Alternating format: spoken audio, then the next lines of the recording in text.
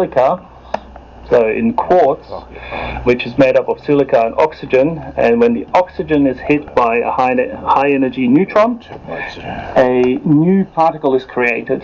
It's called beryllium-10. You say you've got a high energy neutron, so is that one of the kinds of particles you have in a cosmic ray? That's the ones that are created within the atmosphere. So the ones that are hitting the Earth are mostly protons. They are very high energy, but then when they start hitting particles in the atmosphere, you get this secondary cascade of particles. And that's neutrons, muons, pions, all sorts of things are created, subatomic particles. And those new particles are deposited on the ground surface.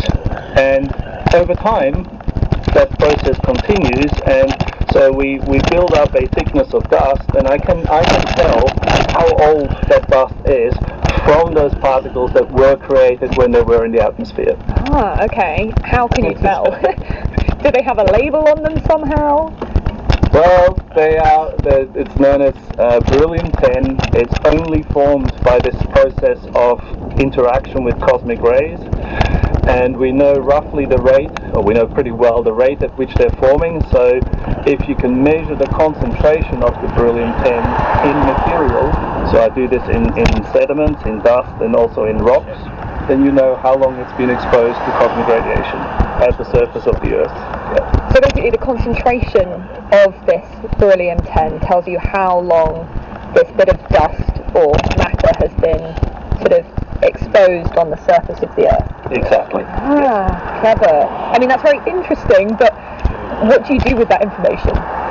Okay, so the sort of things that I study is how long ago ice sheets covered parts of the Earth's surface and how fast did they disappear.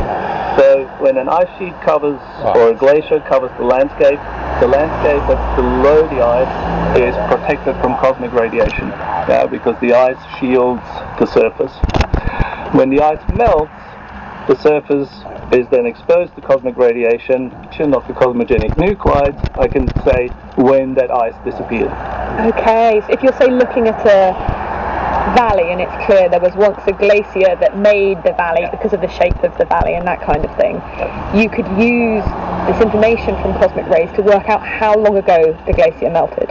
Exactly, and when we match that up to temperature records, we then can say, okay, the temperatures were doing this, the ice was melting this fast in this situation. And then we use that to predict how fast the remaining glaciers in the Arctic, for example, are going to melt, or in the Alps, or Antarctica and Greenland. They're all melting. Derek, I'm curious to know